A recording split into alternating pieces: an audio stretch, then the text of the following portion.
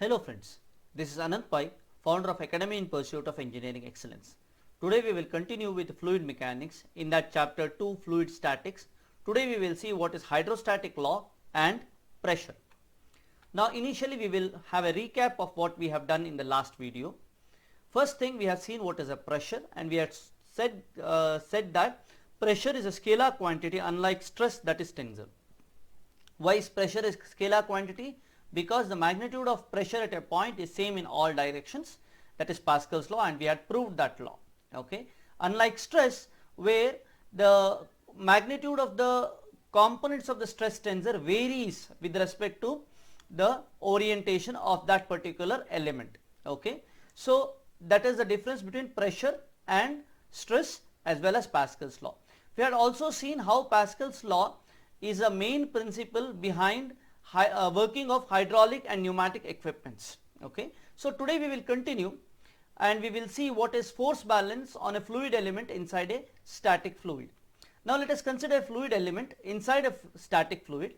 ABCD is the fluid element, and there is pressure from all the directions which is acting on it. And as we know, pressure acts normally to that particular surface. For example, if we see ABCD as the element, for the element for the element AB, the pressure acts in this direction. For element AD, the pressure acts in the horizontal direction. Okay, and DC, it is vertically upwards.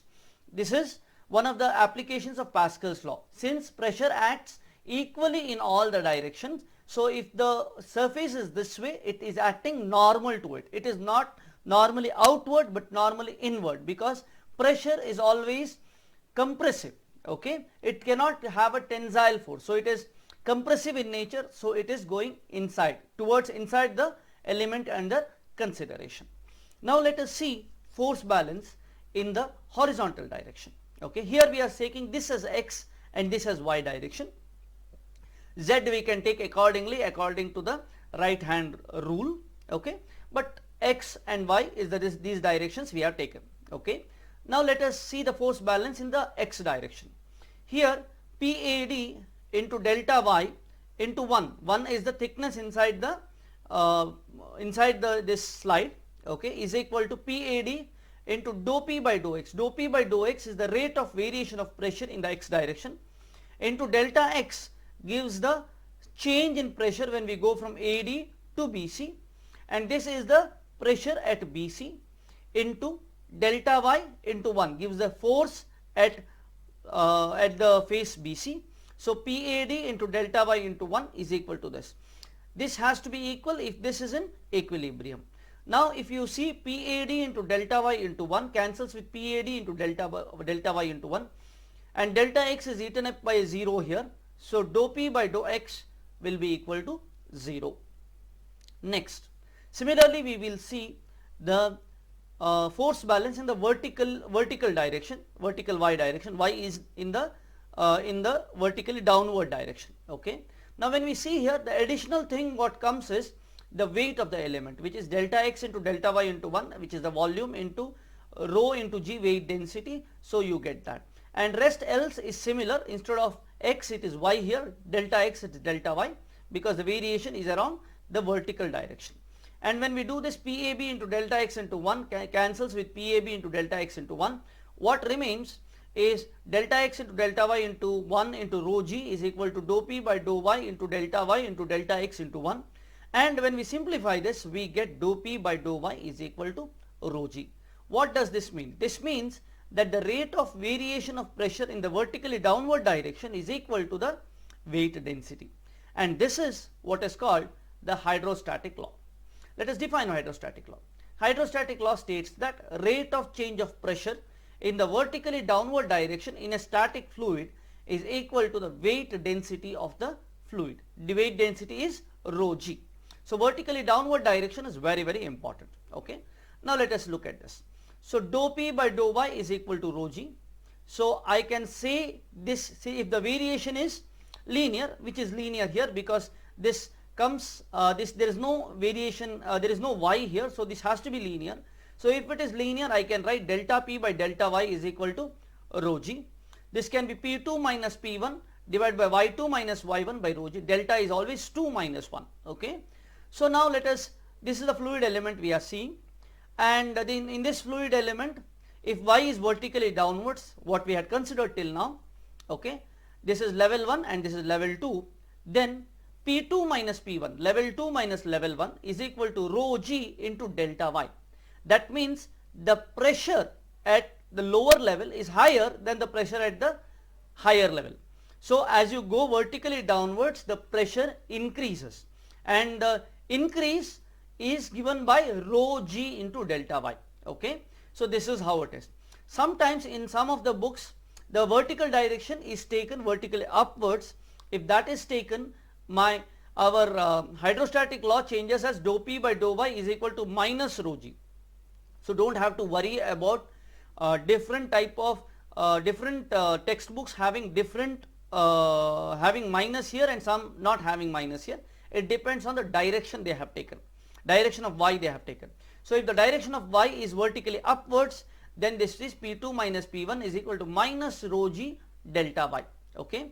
Now in general, if delta y is taken as h, okay, then we can say delta p is equal to rho g into h. Now it depends, if you go vertically upwards, the pressure decreases, so you will have a minus here. If we go in the vertically downward direction, pressure increases, so this would be positive. Now let us see pressure at the bottom of different types of vessels. This is one of the important cases where we have to understand Pascal's law along with hydrostatic law. Now whatever be the shape of the vessel, the pressure at the bottom of these vessels will always be equal to rho g h. H is this delta y. Okay. So here P2 minus P1, P2 is the pressure under the bottom of this vessel, and P1 is the atmospheric pressure. Okay. So whatever be the shape, the pressure at the bottom is going to be the same. Okay. This is because pressure gets redistributed at a particular level. So what is above it is important rather than what is how the shape above it is important. So you see, whether it is this way or this way or this anything, it is going to be the same. So here the pressure at the bottom of all these vessels is going to be, if the liquid is water, it is going to be, when we calculate this, it will be 9810 Newton per meter square when compared to atmospheric pressure. That is P2 minus P atmosphere is this. But how do we find out what is atmospheric pressure? How do we know what is atmospheric pressure? How can we calculate? People say that if you ask what is atmospheric pressure, people say in terms of 10 power 5 bars, or they may say 101.325 kilopascals. They have a lot of reasons. But how did that come? At the first place, how did people come to know that is atmospheric pressure? We will see. Now here if we see, we have compared this with the atmosphere. This has been, the pressure here has been compared with atmosphere. If you want to find out the atmospheric pressure, this has to be compared with zero pressure, that is absolute vacuum. How do we do that? We will see. See, in case we take some fluid inside a test tube, a tube like this. Okay.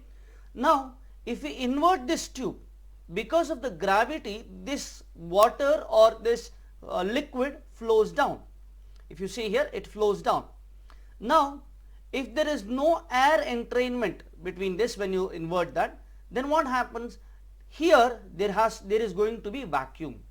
Now whether there will be vacuum or not, whether there will be absolute vacuum or not, depends on the vapor pressure, because when we invert this, here the pressure is going to reduce, and when it reduces below the vapor pressure, the liquid here starts to evaporate.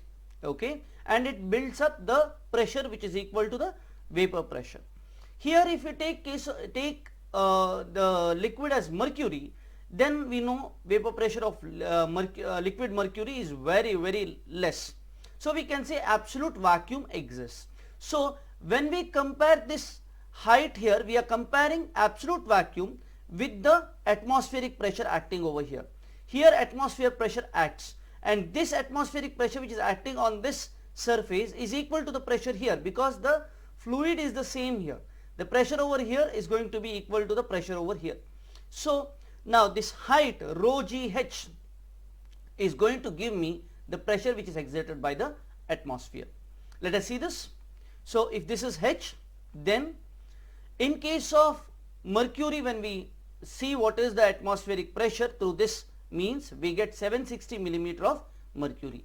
That means the test tube we are using has to be at least a meter height, so that we could do good justice to this one. If it is less than say 500 or half a meter, then what happens? This will be totally filled with mercury. You cannot take the mercury out. Okay. So here the H is 760 millimeter of mercury. Now P2 minus P1. P2, if I say 2 is here, 1 is here. P2 is P atmospheric and P1 is 0. That is equal to rho g into H. And when we calculate using the density of mercury as well as this height which we have taken, we get here 101.343 kilopascal. Actually the standard is 101.325 kilopascal. Okay. So let us go ahead. If we have to calculate pressure at different levels in a fluid, these are the type of questions that appears a lot of times in exams, especially ISRO or BARC exam. These kind of things may appear. So here what happens, the pressure over here in this place is equal to the height of this into GH or rho g into H1. That would be the pressure here. Here it would be rho g H1 plus rho g H2. Same thing, P1 minus P0 is rho g H1. If this is atmospheric pressure, then we are going to get the difference here. Okay, similar way P2 minus P0 is going to be rho 1 g H1 plus rho 2 g H2. Similarly, here rho 3 g H3 plus rho 2 g H2 plus rho 1 g H1 is equal to P3 minus P0. Like this it goes on. Now we will see different types of pressures. Let us take a line to say it's an atmospheric pressure. Okay, and this atmospheric pressure we know is above absolute vacuum. Now if you encounter any pressure which is above atmospheric pressure, when that pressure is compared with atmospheric pressure, that is called a gauge pressure, and when it is compared with the absolute vacuum, it is called absolute pressure. So gauge pressure is nothing but the pressure above atmospheric pressure. If you want to get the absolute pressure, we have to add the gauge pressure plus the atmospheric pressure. Now sometimes it may so occur in some of the equipments that the pressure might be below the atmospheric pressure. So when it is below atmospheric pressure, the magnitude by which it is below atmospheric pressure is called the vacuum pressure. Okay, and the absolute pressure is equal to atmospheric pressure minus vacuum pressure. This gives the absolute pressure in case of vacuum. In case of gauge, which is above atmospheric, it is the atmospheric pressure plus gauge pressure, which gives the absolute pressure. So I hope you have understood something new here. Now we will close down with some food for thought. Okay, see, generally engineering subjects cannot be learned by reading the textbook like a novel. Number of people in our university exam do that. Okay, and they do at the end of the exams, when the exams are coming near. Okay, so actually if you have flair for engineering or you have that passion for engineering, then you have to think, imagine, observe and practice to grasp the concept. Now the main problem with our engineering education today is we are studying for marks. Marks is important, no doubt, but along with marks or just marks is not enough. Okay, along with marks you need the subject knowledge. See, once you are in industry, nobody asks for marks. Okay, they ask whether you can do something. Okay, and if you have that skill, you have that understanding, you shine in any industry. So for an engineering student, it is marks are important, but more than marks, the concepts of engineering is important, and for this one has to read the textbooks, see different media like this video or anything, but in addition to this you have to observe, you have to think, you have to question. Okay, so questioning can be done here also. Any videos what I give, if you have any intriguing questions, if you have any questions, don't think it is what you say, will it be stupid to ask a question. See, until we understand a concept, we are always stupid. Don't get embarrassed to ask questions, and ask questions. I will be more than happy to answer your questions in the comments. Okay, kindly subscribe to my channel, because there are more videos coming and there is more fun ahead. Thank you. Best of luck.